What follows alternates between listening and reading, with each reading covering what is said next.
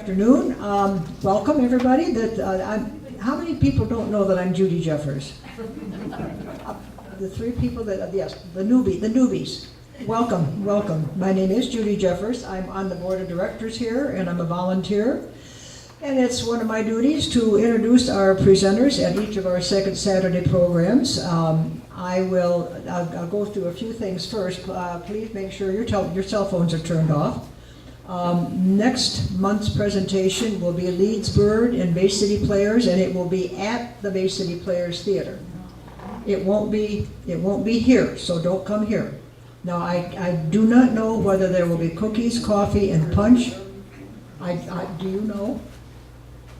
I'm not making the coffee. Yeah. There's a long story about Mike's coffee making. I don't know whether there'll be refreshments, but they may, because they serve refreshments when they have popcorn and they have other things when they're in there. But anyway, we're welcome. We're happy that you're here. I'm sure I never considered the history of the Bay County.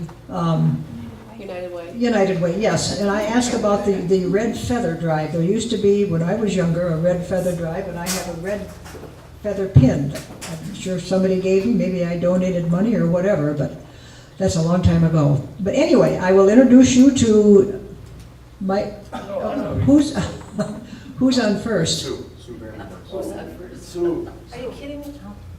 5 I did minutes. not know I was going to be on. Should I just talk this way or this one?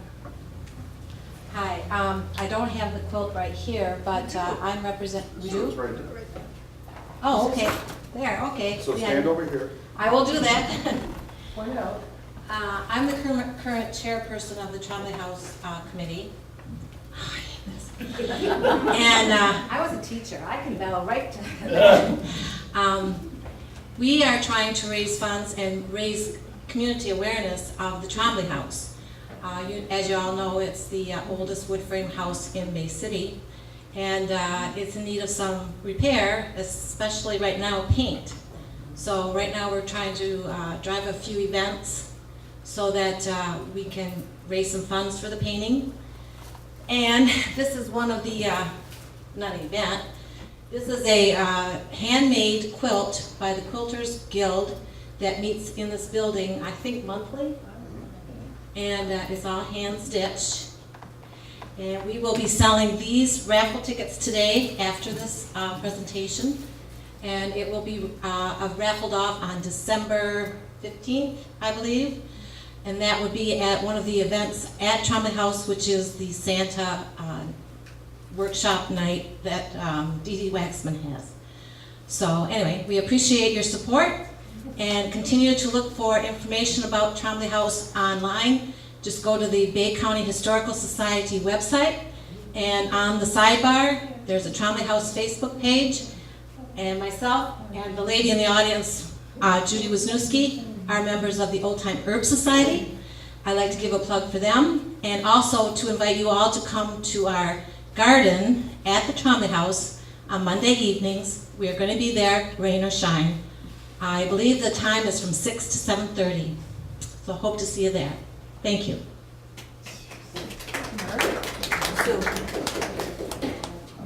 Oh, that's right, okay. You got it all. My next job is to introduce our director, Michael Bachkalupo. I don't really need this, but I'll use it anyways. It's my pleasure to introduce the two speakers that are today. We only knew of one, but then the other one showed up because I don't think the two of them can be apart at any certain time, so. But I have the pleasure of serving on the board at the United Way, so I get to work with these two quite a bit, and I will say they're very, very active, and they're go-getters, and they work well together. Jennifer. How dare you, Mike? How dare you? Hang on, I got it right here. Jennifer serves on many committees, including the Kiwanis Club and other organizations, and Tara serves on a couple of other boards as well, and I get to serve on committees with both of these two. So I would like to introduce Tera Szeliga and Jennifer Dulski from the Bay County United Way.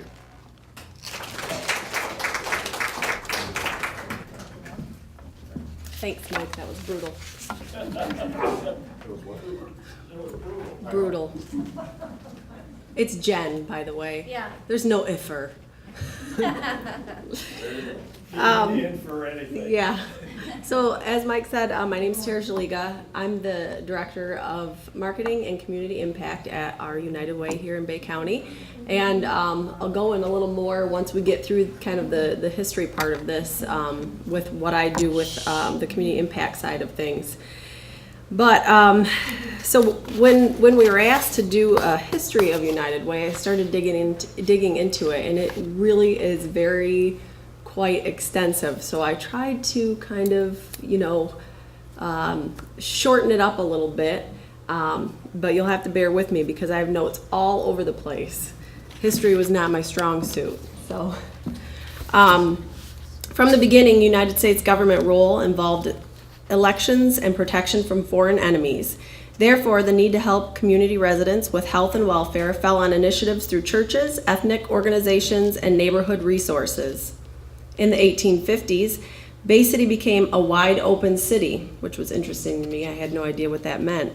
And organizations such as Salvation Army, Young Christian Men and Women Associations, and Catholic nuns held independent annual campaigns and raised funds to combat housing, health, and basic needs such as food and clothing. And what that really means is everybody was working separately on their own to raise funds and try to work on these human resource efforts. So I kind of jotted down this list, and you'll notice since 1914, all of the different names that what our current United Way of Bay County has fallen under. And so you can just take a look at those really quick, and we'll briefly talk about each one of them. I thought that was very interesting.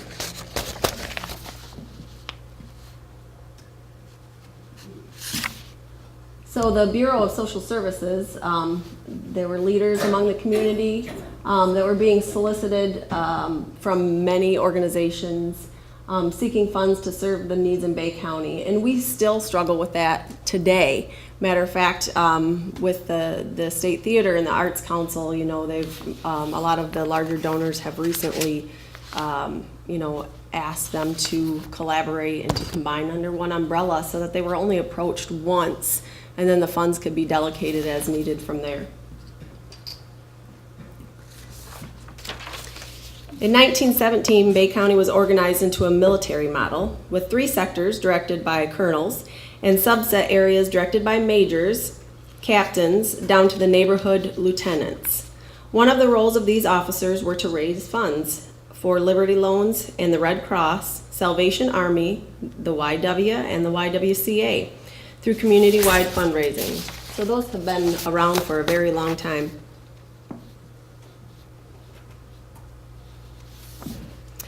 After World War I, there were attempts made to coordinate community funding raising through Bay County Welfare Fund, but they were poorly structured and disbanded in 1928. Then in 1929, community leaders who were constantly being approached by various social welfare agencies for donations requested the local Chamber of Commerce to form a committee to take over allocation of funds to welfare agencies. In 1930, they incorporated the Bay County Community League and determined that a single federated community fund drive was the most effective process.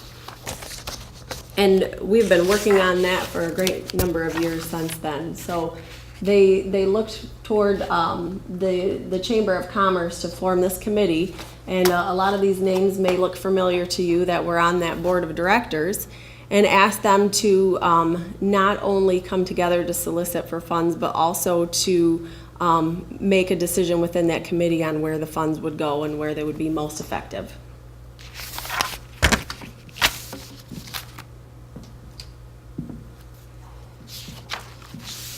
The work of the Community League expanded from fundraising to community human service planning with the establishment in February 1936 of the Bay County Council of Social Agencies, which soon became known as the Council of Community Services. And the council was a volunteer-driven association of professionals of local agencies who met twice a month. And our current board of directors meets 4 times a year. Yeah, there's the red feather that she was talking about when she asked me about that. I said, yep, I remember seeing that in a photograph. And so during World War I, the War Preparation Board was developed as the primary organization to mobilize local resources to meet local, national, and international needs in the time of war. In the same manner, the War Board was created at the beginning of World War II to direct the war effort in Bay County. Stanley Lee, a major community league volunteer, chaired the board, and under the auspice of the State Civilian Defense Volunteer Office, a plan was devised to raise resources for local war and charitable organizations. And on July 1st, in 1942, the work of the Community Welfare League, renamed Bay City Community Chest in 1941, and the newly formed War Board joined efforts as the United War and Community Chest of Bay County. So just a lot of name changing. The efforts to include statewide agencies were successful, and in September 1951, the Articles of Incorporation of the United Chest of Bay County were approved, which consisted of 3 organizations: Bay City Community Chest of 11 local agencies providing services in Bay County, Council of Community Services, which consisted of social work professions who developed a community database of clients, a directory of services, casework discussion groups, Christmas gift clearinghouse, mental health and other community issues, and Michigan United Fund, which was an umbrella organization of 32 state and national agencies at the local Red Cross. The local chapter of Red Cross, which was established in Bay County in the latter part of the 19th century, did not wish to participate in any community federated campaign until this time. They had a strong independent tradition of developing financial and human resources, and they were eventually convinced by local businesses and donors to seize their annual campaign and participate in this single community campaign. So that's when the Red Cross joined in on this more effective way of raising and delegating funds. The United Chest responded to the needs of time during the Korean War, and the United Chest conducted a clothing for Korea collection, which resulted in a train car load of clothing, bedding, and shoes. After the war, in the early 1950s, organized labor was growing in strength in Bay County, and the local CIO Labor Council petitioned the United Community Services to hire a labor liaison staff who would coordinate campaigns at organized industries, recruit labor volunteers for local boards, and provide referral services to union members. With the growth in the number of unionized manufacturing industries in Bay County, payroll deductions and new hire programs were introduced to the campaign and became a year-round program. And we still to this day have our labor liaison, Archie Gittens, who is then in May 1971, the United Fund changed its name to the present name, the United Way of Bay County. The name reflected the change the organization was going through from being strictly a fundraising and allocation organization for multiple agencies to a well-managed agency that determined community needs and funded programs to meet those needs. So that kind of brings us to where we are today, but since then, our major leaders, as far as our sectors that we would call them, manufacturing, commercial, labor, professions, management, government, finance, construction, and the public sector. And since that time, it's estimated that your United Way has raised over $80 million and then put that back out into the community. Our functions are to raise resources through campaign, grants, in-kind gifts, endowment, volunteers, and material resources. And our allocations, that is where I said the community impact side of things.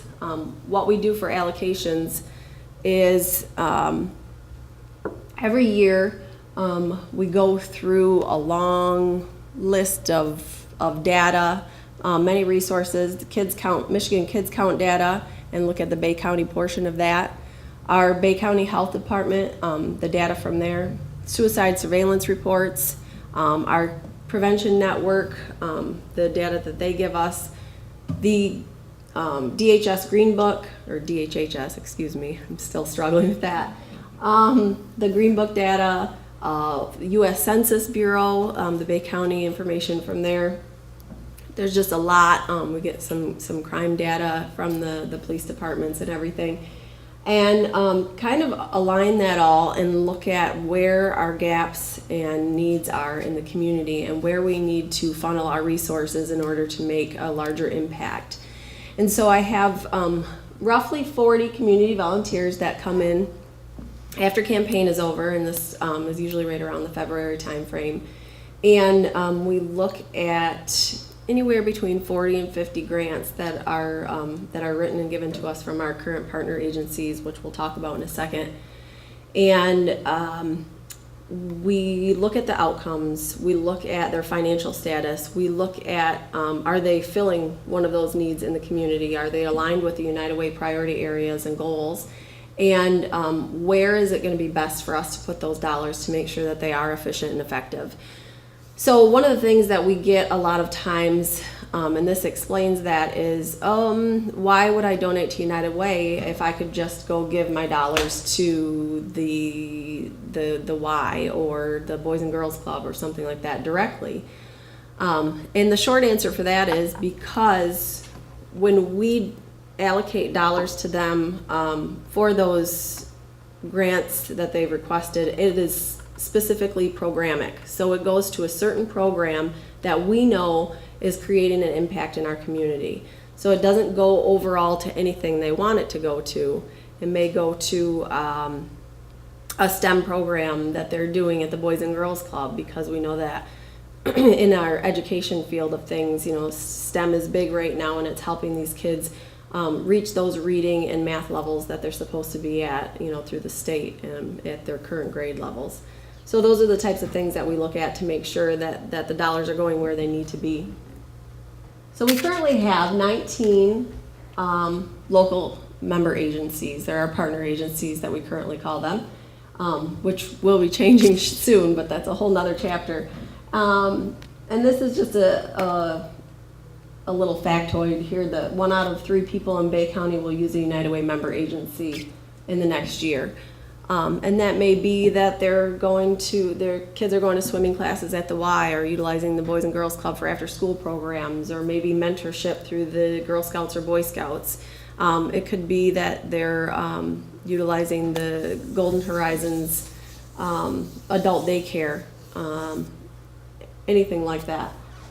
And this is, I know you can't read it because it's really, really small, but I just put it up there so we knew that we were going to look at this at this time. But it's a list of our partner agencies. So on the side of this, it says the 2017 partner agency program allocations. What that does is it lists all of the programs, the agency, the program, and then the dollars that were allocated to those programs for the 2017-18 funding cycle.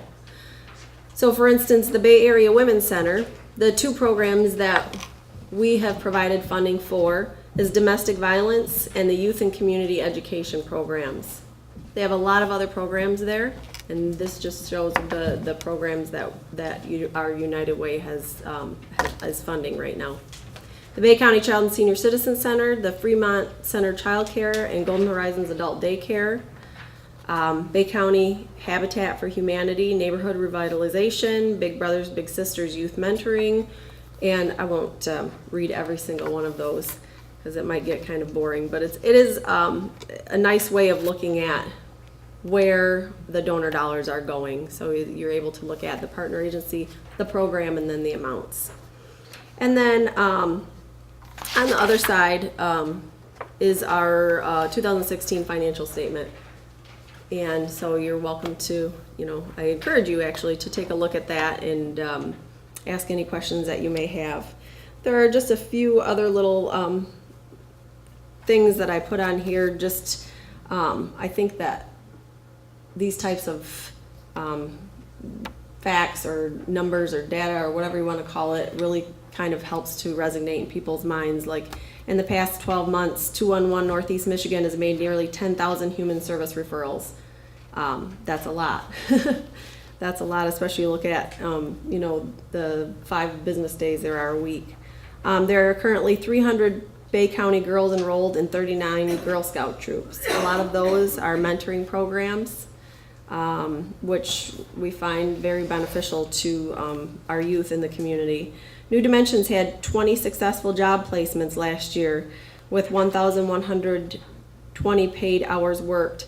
New Dimensions is, if you're not aware, they're an organization who works with individuals with disabilities, any sort of disabilities that it may be. But they come into the organization and they teach them a skill set based on what they can do. So initially they'll, do a little bit of testing with them, ask them questions and kind of see what they're comfortable with doing. And then they'll teach them a skill set, and they have contracts with local businesses where they place these people, whether it be DoubleTree making beds or greeters at certain stores. Maybe there's quite a few folks that like local McDonald's and things like that. And they're very hard workers, and it is very, very nice for them to get job placement. I went in and talked to a few of them on multiple occasions, actually. But for these people to have that little bit of independence is very meaningful for them, and to be able to, leave their house and go out and be social. And then, of course, be able to make a wage and feel like they're doing something in their own lives is wonderful. The Dalby Area Family Y, their youth, they have 2,440 youth members currently. And the YWCA Women's Resource Program assisted 47 women in removing barriers to education and employment. So they have these programs, and they're listed in here, the ones that we fund. And they help these women and men to just what I said, overcome barriers. And if they're struggling to get to work because of daycare, they'll help them with that. If they're struggling to get to school because of transportation, they'll help them with that. So there's these programs that they put in place, but they also go through financial classes with them to help them learn how to prioritize their finances and figure out where they need to put their dollars so that they're making headway in their lives. Hidden Harvest will distribute over $900,000 worth of food to Bay County agencies this year. And Hidden Harvest is a wonderful example of collaboration in Bay County because they work with numerous other agencies. They drop food off at the Boys and Girls Clubs. They drop food off at the Dalby Area Family Y. They bring food to Salvation Army and numerous other shelters and emergency resource efforts. So does anybody have any questions about our partner agencies or any of the programs that we fund? No? Okay.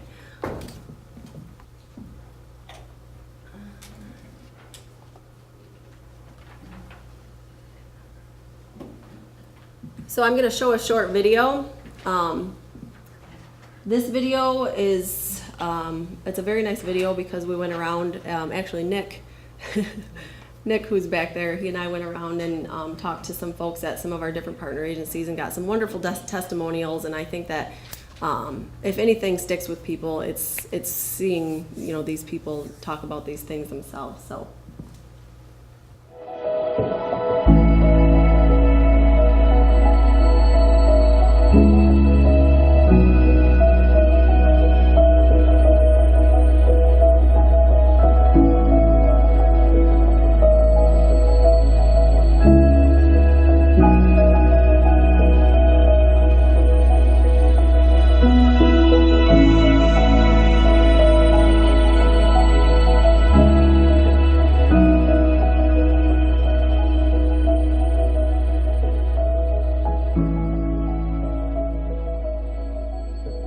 Hi, I'm Samantha McKenzie. I'm the president and CEO of Hidden Harvest, and this is Josh Newbold, and he is our food delivery specialist. And our goal, our mission is to put food to good use.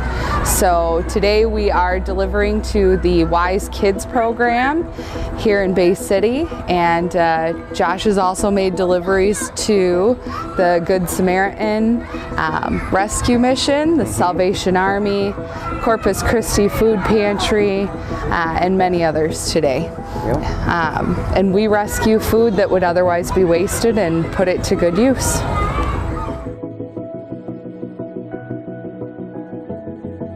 I'm Trevor DeShane. Jeff Pearsall. Well, for those who don't know, New Dimensions is a non-profit that teaches work skills to different participants. A previous project that we've done before was for the Bay County Animal Shelter. We ended up making birdhouses, and the representative from the animal shelter itself brought a puppy in. We were all given sort of commendations for helping the animal shelter itself.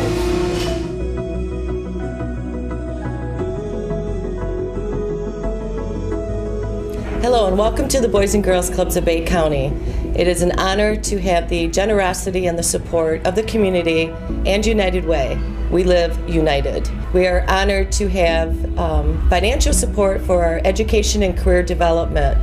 We're very excited to partner for the STEM initiative, which will take off this fall. We have all our equipment, and the room that we're currently in will be our STEM room. We're very excited. The kids are excited about building robots and all the different STEM initiatives that they have been doing throughout the summer to get familiar with the science and the math part of it.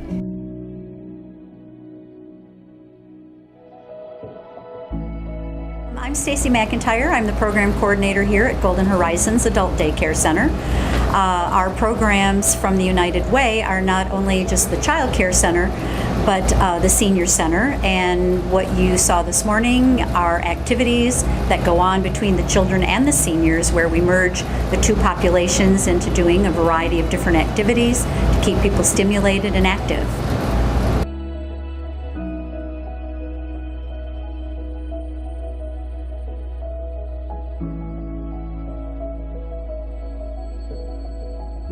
My name is Ryan, and I am 6, and I love the Y 100%. My name is Olivia, and I love the Y 1,000 and million%. I like when we go outside and play on the playground. It's really, really fun. I like Spy Kids the most because you get to be spies and your kids. I probably made 10 friends here at the Y. I had 4 friends with me.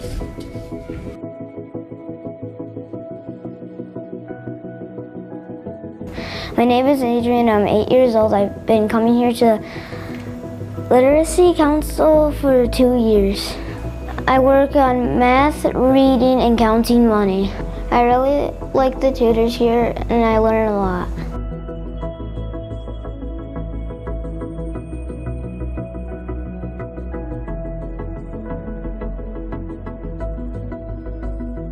The Helen Wirt Lee Back to School Clothing Program, in collaboration with the Do All Backpack Program, provides over 1,000 Bay County youth with new clothing, undergarments, shoes, school supplies, and backpacks each year.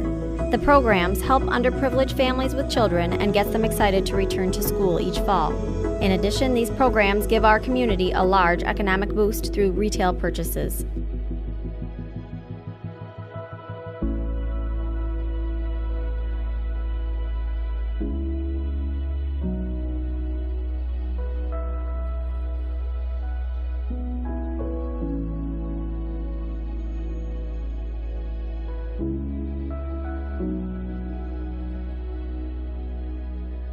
These are just a few of the Bay County programs your United Way funds that fill gaps, address needs, and remove barriers to individuals and families in the areas of youth, health, and basic needs.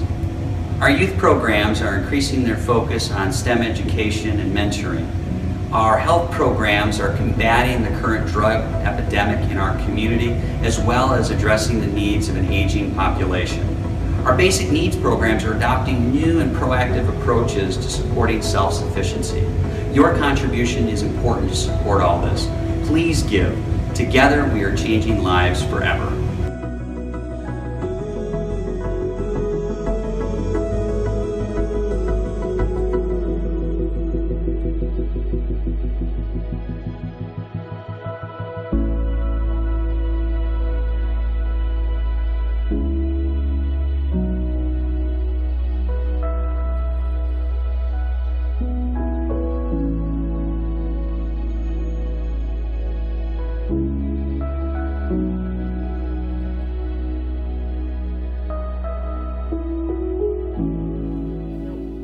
One of my favorites that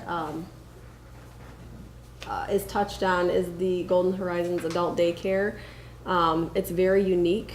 It's the only one in our community, and it's a place to be able to, drop off the adults that we may have at home that need care or can't be alone.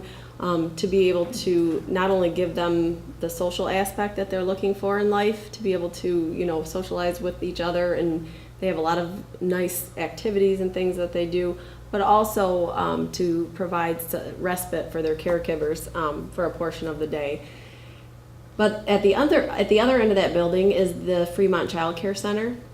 And every day there's a portion of time where, if you noticed in the video, they were working together on a craft. So every day there's a portion of time when the little ones come down and they work with the adults and they do some sort of craft or activity or something like that. And to watch the two different generations intermingle and talk, it's very enlightening. It's surprising how well they all do together and how much it means to each one of them. So we also have some internal programs at United Way that receive some of our funding. And one of them is the AFL-CIO Community Service Program. One of the functions of that is to provide classes that train others in our community to be aware of the human resources that we have and the different programs that are offered, and to be able to, especially maybe HR folks at different organizations or labor liaisons, to be able to help employees and let them know what's available out there to them if they're struggling in any area. And also our AFL-CIO coordinator, who is Archie, he also has a small fund that's provided to him for emergency services. So if somebody comes in, and they're the things that other agencies don't provide.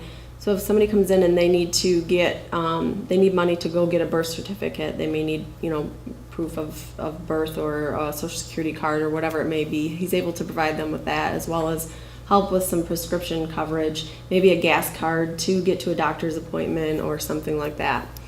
So that's very important to folks as well.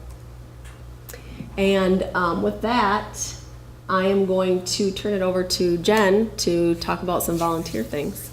Hi everyone, thanks for joining us on a Saturday afternoon, appreciate it. And I'm very happy to be here today to talk to you about our volunteer efforts at United Way of Bay County.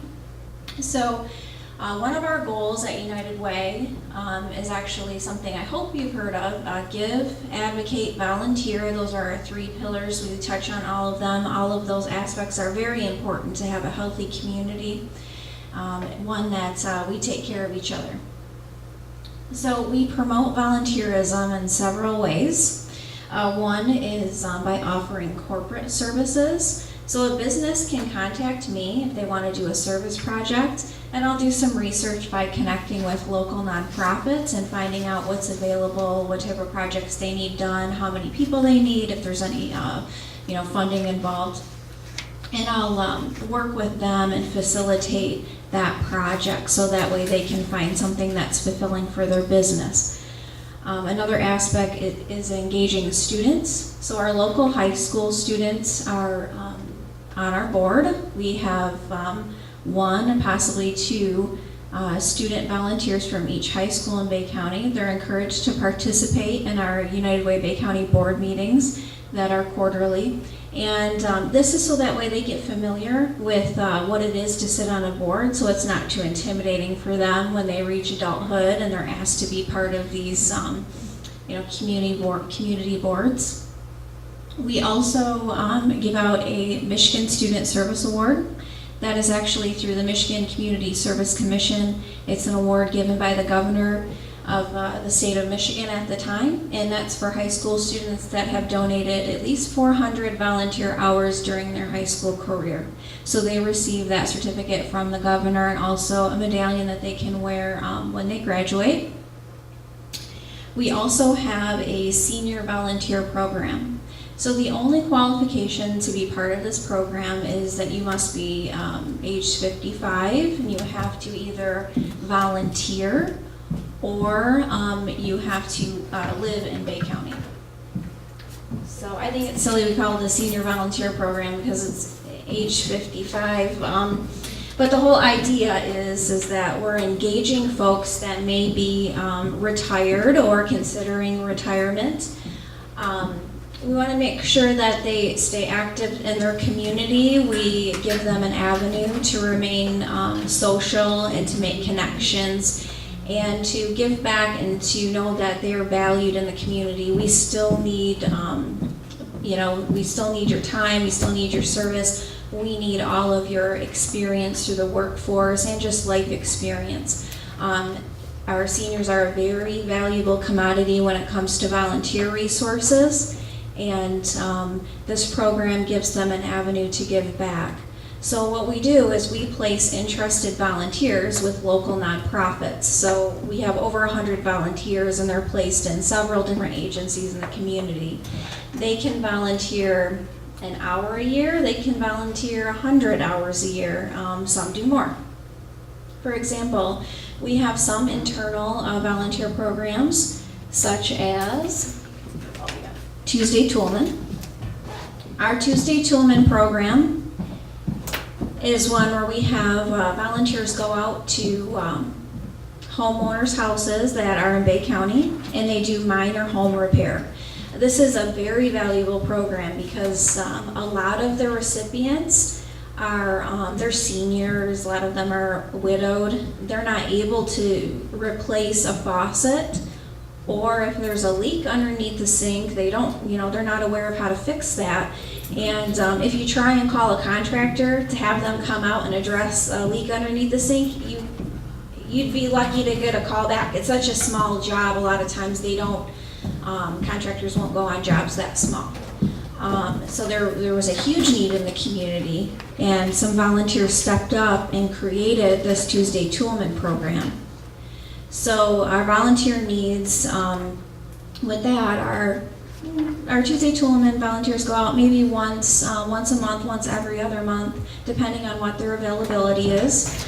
We send out either phone or email, let them know what kind of job is needed, and then that volunteer lets us know if they're available. So if you know of anyone who might be interested, or if you're interested in helping out, that would be greatly appreciated, and my contact information is on that Tuesday Toolman flyer. This has proven really valuable for folks that need to stay in their home. They don't want to go to a care facility, so they need help with to allow them a little bit more to help them with mobility, such as putting a ramp, a handrail to go up some steps, or if there are grab bars that are needed in the shower, things like that. So we are happy to provide that service. We also have a community garden, and that is located on South Euclid. We're loading you up with paper here, but we want to make sure you know what we're doing. So our community garden was donated, the space is donated by Michigan Sugar. And not only do they donate space, they till up our garden every year. They mow the lawn around the garden. They've helped us troubleshoot different things. Michigan Sugar, we're very grateful for their support. So all of the vegetables that are produced in the garden are picked up by Hidden Harvest, and they're distributed to local shelters and pantries in the community. So I'm sure all of you have donated to a food pantry, and what do you normally give? It's canned goods and it's boxed goods, and those are all, they're great, and you know, we need that type of donation, but this allows some fresh produce to be in that mix, so it's nice to have that little bit of fresh produce. If you're, you know, if you have a large family and you're going to a food pantry, you know, that tomato or a couple of cucumbers, that are really valued. Another program we have is called VITA. That is our free tax preparation program. We prepare taxes for free. We have volunteers that prepare about 1,700 tax returns every year. And each year usually brings in over $1 million in federal returns alone. So this program where we work with the IRS, and we try and get our seniors to apply for the home heating credits, and also our working families to apply for the earned income tax credit. And these are for folks that are underemployed. They're you know, working full time, but it's still, you know, not enough to maintain that household, and that earned income tax credit helps them a bit each year to get caught up on bills and help with emergency repairs or getting new tires on your car, things like that. So if you are interested in this volunteer program, contact me. You know, with no pressure. We'll talk about, you know, what is out there. Our group of volunteers are great. They're all over the community doing great work. We celebrate them in a few different ways. We have an event every year where we honor all of our volunteers. We get them together. We have a nice lunch and entertainment just to say thank you for their service. So we would love to add to our number. So please contact us if you're interested in that. So aside from our senior volunteer program, we do have an internal volunteer program called the Back to School Clothing Program. Actually, the Helen Lee Back to School Clothing Program. She has been one of our very supportive donors throughout the years, and unfortunately she had passed away. So in her honor, you know, we named this program after her. And what we do is we raise funds to provide an entire outfit for a child going back to school that is in a low-income family. So we all know what that was like when we were in school, and you know, your first day is important. You had your new clothes on, and that made you feel so good, but not every family can afford a new outfit for everyone, and you know, for their children. So this is something special that we can do just for the children. We reach out to them, we get the sizes of the child, their age, all that information, and then we go out and purchase an outfit for them. So shirt, pants, undergarments, socks, shoes, and it's great to see those kids pick up those clothes right before school starts. And we usually help about 1,000 children each year. So there's a lot of shopping that needs to be done. So if you like retail shopping, get a hold of us, and you can see how that program works. So I hope you enjoyed our presentation today. Does anyone, you have a question? Yes, this Tuesday Toolman program, do they check out these volunteers that are going into widows' homes and whatever to volunteer? Yep, we do. We do background checks on those folks, and we never allow only one volunteer to go. There's always 2 volunteers. How are they paid? They're not. Volunteer. Yes, there are volunteers that are willing to go out and do these repairs. The homeowner does supply the materials. So if there is a faucet that needs to be replaced or a grab bar, they'll have the grab bar there at the home, and when our volunteers arrive, they just install and then they leave. Now our RSVP volunteers, we do receive a grant to provide them with mileage reimbursement if they need it. We do have some volunteers that travel quite a bit, so we do pay them mileage. Yep. You have a question? I just think your program was very interesting and very well presented. And I know when my husband worked at General Motors, he used to give through General Motors, but since then I get no information about getting a donation. So Yeah, we have been struggling with that for a great number of years. Unfortunately, when people retire, the organizations that they retired from no longer provide us with their information, addresses, and things of that nature. So every year during campaign, we try to put things out in the newspaper. We have options to give online, and going into other organizations and doing presentations is our best hope of reaching out to those folks. And so we encourage anyone who has fallen off the charts from retiring or moving or whatever it may be, to get a hold of us. And if we have your address, then we can start sending you things. And I agree. be very happy to do All so. that you do for the people, it's right here in our community, Yeah. and you're giving money, but it's right here being out to the people. Things we never knew about. That's great. I'm glad I did today. Yeah, thank you. Thanks for coming. We have a couple questions.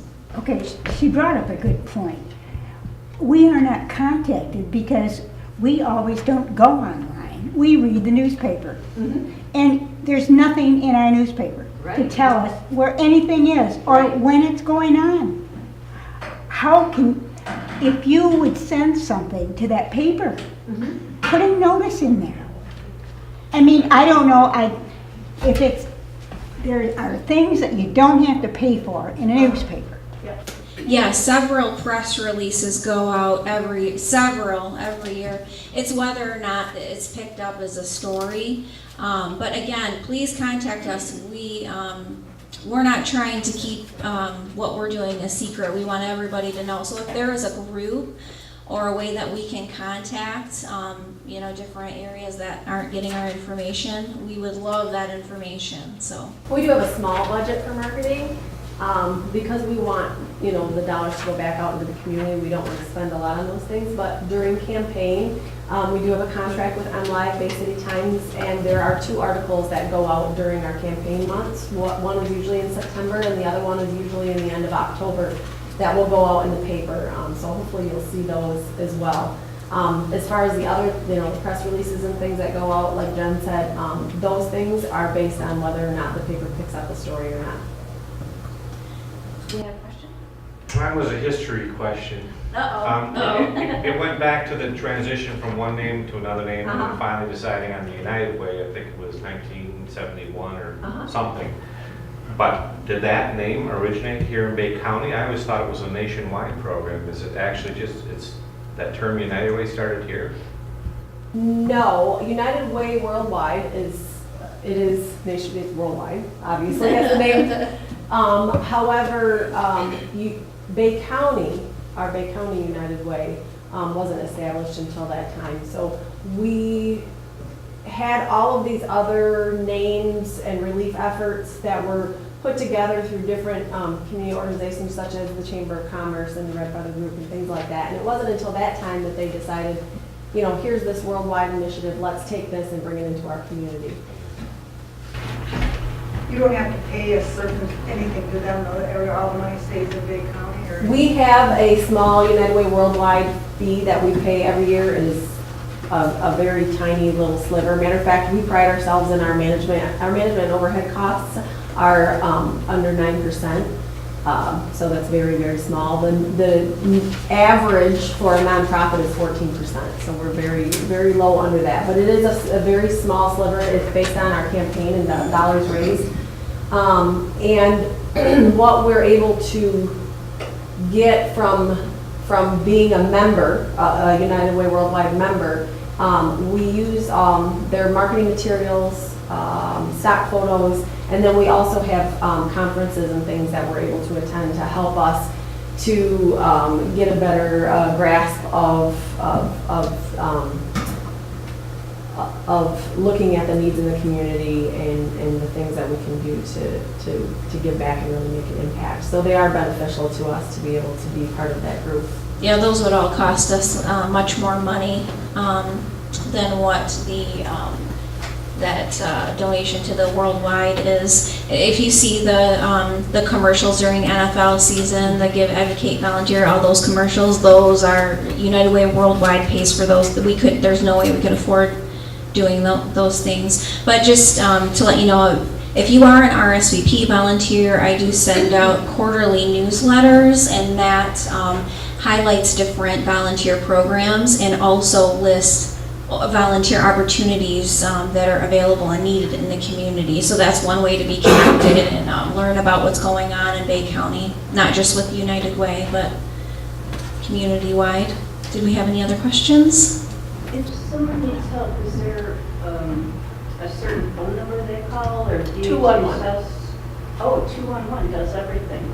Yeah, there are resource agencies. So if you contact 211, they should have a list of resources available, and they could give you the agency and contact information, so you could start the process. So it's one number to call instead of having a list of, you know. So you just dial 211 just like you would dial 911, and it's an INR service. So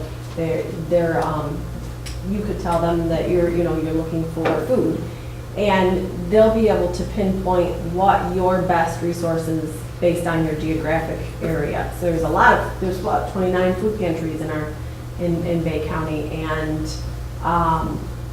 that's just food pantries. That's not the emergency shelters and things like that. So to say, oh, I want you to travel to this one, 17 miles across town or whatever it may be, is really not very effective, especially if, it's somebody who doesn't have transportation as it is. So we have found that that's very helpful to be able to get information that's better designated for you. You had a question? Well, this goes back to being able to reach out to people who don't go online. Mm-hmm. And she mentioned she doesn't always see things in the paper. Do you have a public access TV channel here? And if you do you have things on that? So everybody probably does read and see that. Yes, actually the gentleman behind you is filming this, and it'll be on the local TV station. Yeah, Bay TV. Yes, they run, they've helped us run programs on things like our VITA program. We've done a Q&A with the volunteer coordinator that he basically manages the site where we do the taxes, and we'll just go back and forth and we'll ask questions, kind of like an interview. So that has posted on the TV as well as many other things. So yes, they do help us with that. And the RSVP newsletter, that goes out, that's a paper newsletter that we send out. However, some of my volunteers would rather have it by email, and I send those electronically. Yes? With the Catholic Family Services, is that the name of an organization? Like, is there a more specific source that you put the money towards, or is that sort of a general? Catholic Family Services is the name of the agency. The money the program that we fund for them, is their counseling program. So it's individual, marital, family counseling programs, and then the funds that we provide to them offset the cost for the individuals or families or whatever it may be that's needs counseling. So a lot of referrals go to them from our local court system, especially with domestic type cases and things like that.